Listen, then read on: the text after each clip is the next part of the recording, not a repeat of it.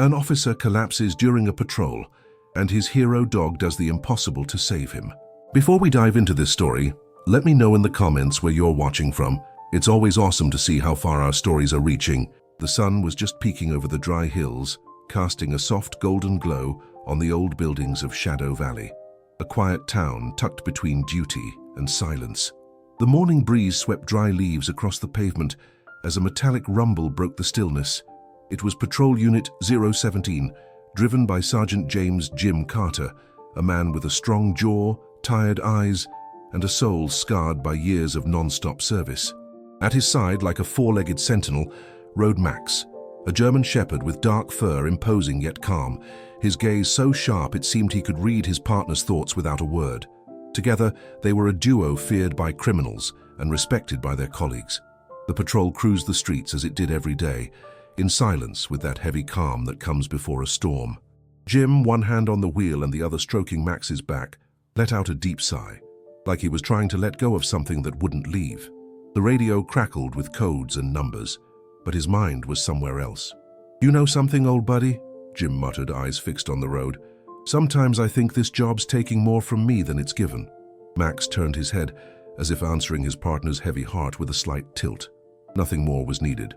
In that look was understanding, loyalty, and worry. For weeks, Jim had felt a strange pressure in his chest. Just stress, he told himself, nothing a coffee and some quiet can't fix. But the truth was different. His body was starting to rebel, sending signals he chose to ignore. The day was just beginning, but the air felt thick, like something unseen was slipping through the trees and shadows. As the patrol moved forward, the faces on the sidewalks blurred into routine, unaware of the fate starting to weave its dramatic web with threads of uncertainty. Jim adjusted the rearview mirror. He caught his own eyes in the glass. Something broken was there, a quiet longing that neither his uniform nor badge could hide.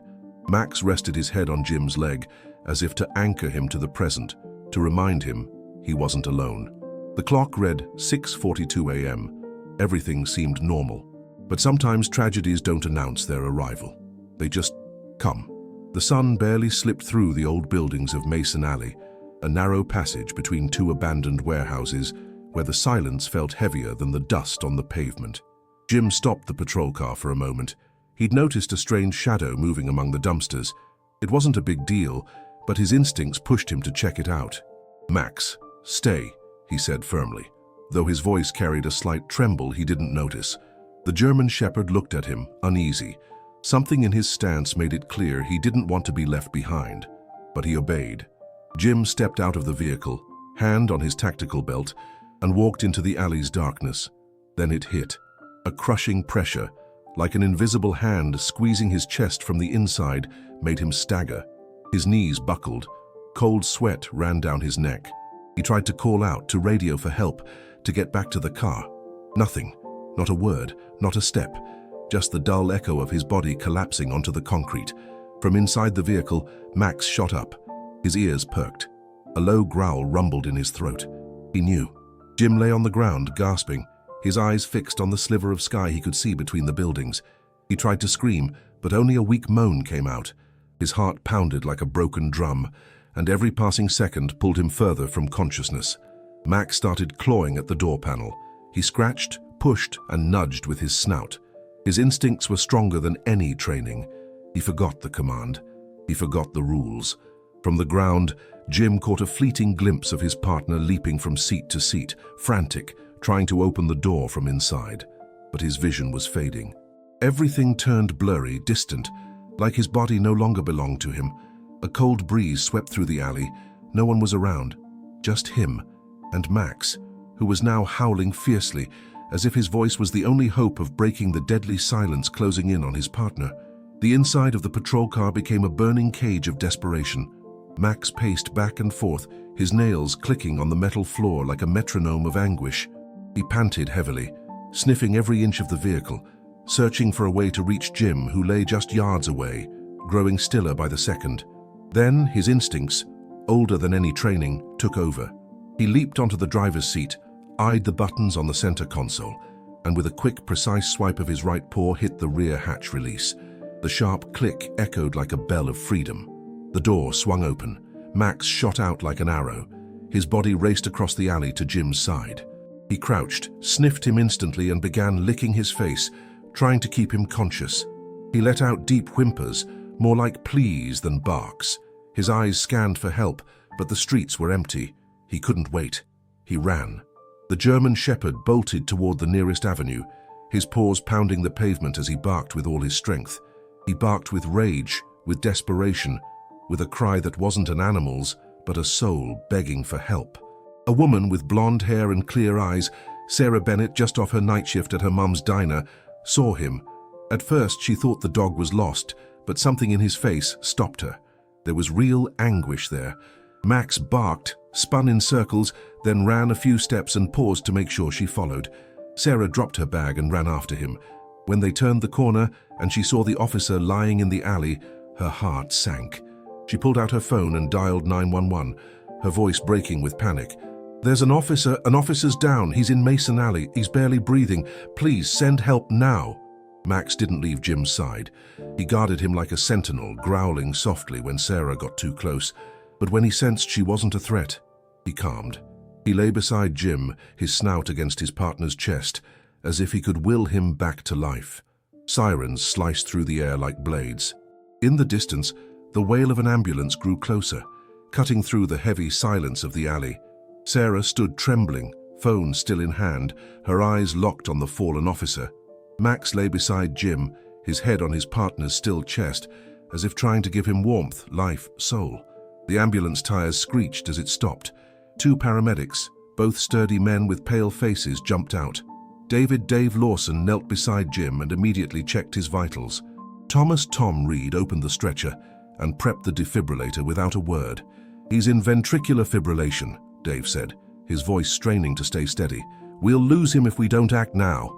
Max sprang up when he saw strangers' hands on Jim. He growled. His eyes turned fierce. He was confused, scared, and ready to protect. Sarah, tears in her eyes, knelt and spoke softly, reaching out to the German shepherd. "Easy, boy. They're here to help him. You've done your part. You're a hero." Max slowly lowered his head, as if he understood every word, and stepped back, never taking his eyes off Jim's pale face. The first shock from the defibrillator jolted Jim's body. His back arched for a second and fell with a thud. The heart monitor stayed silent. Second try, nothing. Max let out a choked howl like he was begging. The third try was almost a last resort. Beep. A faint blip came from the machine, then another, and another.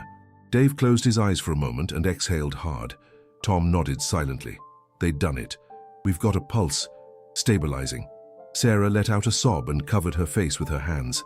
Max crept closer, gently licking Jim's cheek. Though still unconscious, Jim's chest now rose and fell faintly.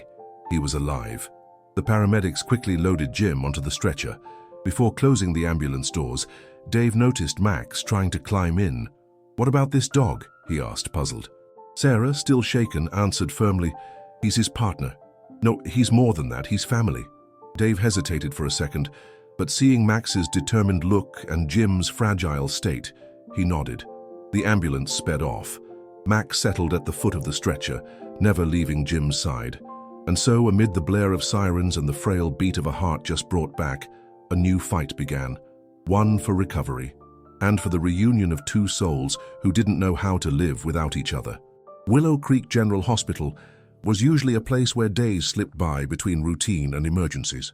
But that early morning, when the ambulance roared into the parking lot with an unconscious officer and a German shepherd clinging to his side like a living shadow, everything changed. The hallways, lit by cold lights, became a stage for stunned stares. Doctors, nurses, and security watched in awe as Max refused to leave the stretcher, while Jim was rushed to the ICU. "That dog can't come in," a nurse snapped, blocking the way with his arm. But one look from Max, a mix of pleading and resolve, was enough for the head nurse, Dr. Elizabeth Liz Harper, a woman with silver hair and eyes like ice, to make a call that broke every rule. "Let him through, I don't care what the handbook says. That dog just saved a life. He deserves to be with him." And so it was. Max entered with soft steps, as if he sensed the fragility of the place. He lay beside the stretcher, his snout brushing Jim's bandaged hand. Every time a monitor beeped differently, his ears perked up. Every time a doctor approached with cold tools, he rose slowly, watchful. For the next few hours, he didn't move. He didn't eat. He didn't drink. He just watched, as if his presence alone could keep his partner alive. Nurses tried to coax him, but it was no use. Max only lowered his head when he heard Sarah's gentle voice, who had stayed, waiting in a nearby room with glassy eyes. "I've never seen anything like this," Liz whispered to a young resident. "This dog isn't just trained. He's got a soul." That night, a sacred silence settled over the ICU. Outside, the world moved on. Inside, time stood still. Sometime near dawn, Jim's hand twitched slightly. Max stood instantly. He let out a soft whimper, a broken sound as if his heart had sensed a spark of hope. Doctors rushed to check the monitors. Blood pressure was rising. Heart rate was steadying. The invisible bond between man and dog had done more than stay by his side. It had held on, it had endured, it had awakened. And though Jim hadn't opened his eyes yet, his soul, maybe, already felt he wasn't alone. The hospital stayed calm, though a tense haze hung in the hallways. Outside, the city lights flickered on as the sun dipped shyly behind the hills. Inside, faces had changed. The incident with Officer Carter and his K9 had sparked whispers, sidelong glances, and something many didn't dare say aloud: fear. The next night, as Dr. Liz Harper reviewed medical reports in her office, another code red blared through the hospital's intercom. "Emergency in the waiting area. Patient down." Liz ran out, followed by two nurses. There, sprawled on the floor by the coffee machine, face pale as wax, was Lieutenant Michael "Mike" Thompson, Jim's patrol partner, confidant, and one of the few he still trusted in the force. Mike had insisted on staying close to Jim, even after doctors assured him Jim was out of immediate danger. But his own body had been sending warnings for weeks. Sleeplessness, heart palpitations, night sweats. No one paid attention, not even him. Max, who hadn't budged from the ICU, stood abruptly at the sound of shouts. His paws echoed down the hall as he ran toward the chaos. When he arrived, he stopped, confused. He recognized the scent. He knew something was wrong. Hospital paramedics surrounded Mike, now unconscious, trying to stabilize him. "He's having a heart attack," a resident shouted. The news spread like wildfire. Sarah, who'd stepped out for a coffee to fight exhaustion, froze when she saw the second officer, down in less than 48 hours. Her eyes darted to Max, now lying beside Mike, just as he had with Jim. It wasn't a coincidence. It was a sign. Liz watched the scene in silence. Her pulse was steady, but her face betrayed worry. "This isn't normal," she muttered. 2 officers, 2 collapses. Later, as night fell like a heavy blanket over Willow Creek, the news became the talk of every corner of the hospital. The emotional toll, the extreme stress, the inhumane working conditions in the police force. The tragedy was no longer a one-off. It was a symptom. And Max, the only one who'd seen it all with unwavering loyalty, seemed to understand it before anyone else. The meeting room of the Willow Creek Police Department was cloaked in tense gloom. Blinds shut, clock ticking at 7:15 a.m.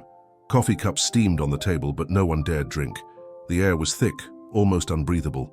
2 officers collapsing in less than 48 hours had set off every alarm, at least for those who still had some humanity left. Chief Robert "Bob" Sullivan, a man with neatly combed gray hair and a face carved from stone, stared at the open file in front of him, his expression unreadable. Beside him, Deputy Director Susan Mitchell, soft-spoken but sharp-eyed, flipped through a medical report she didn't want to face. "This can't hit the press," Bob said, his voice low. "If the media finds out our officers are dropping from work stress, we'll lose public trust." "We're already losing it," Susan replied, not looking up. "And the worst part, they know it. We're not blind, just spineless." The door swung open. It was Dr. Liz Harper, face stern, exhausted from sleepless nights and ignored truths. "I'm not here to ask permission.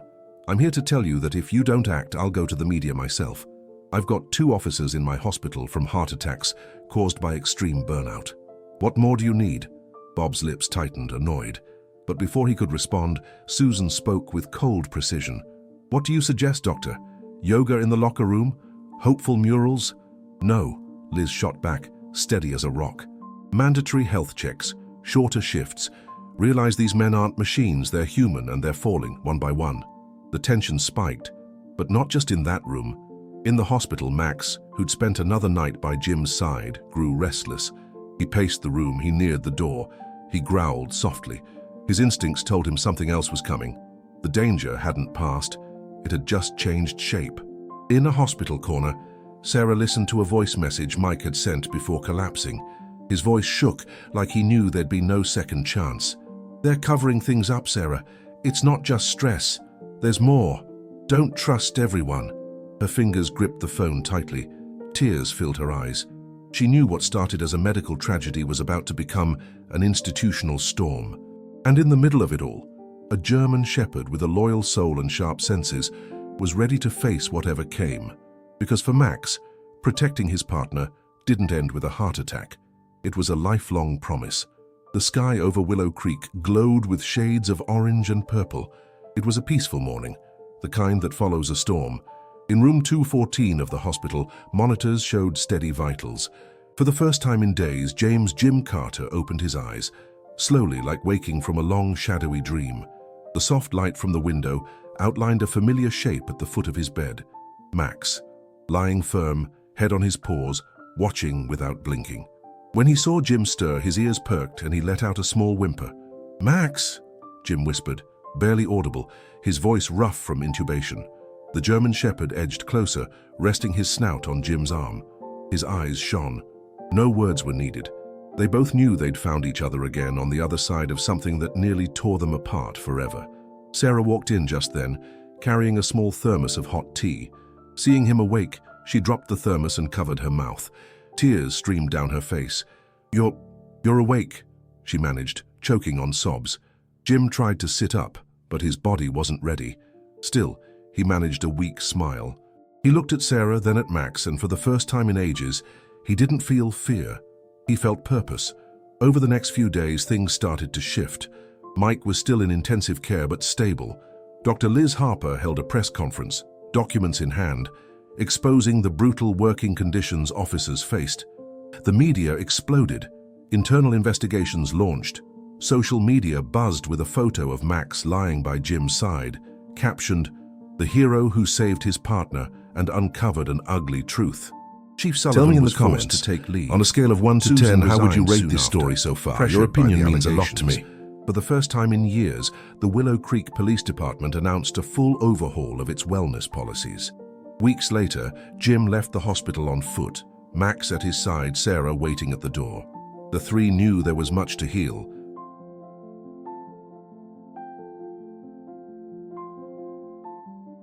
But also that nothing would be the same.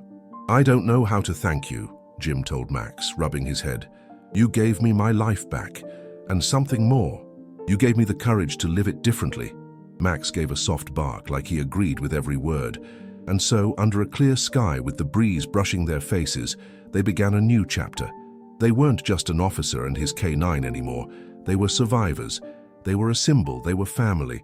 3 months have passed since that early morning when fate tested everything Jim knew about life, death, and unconditional love.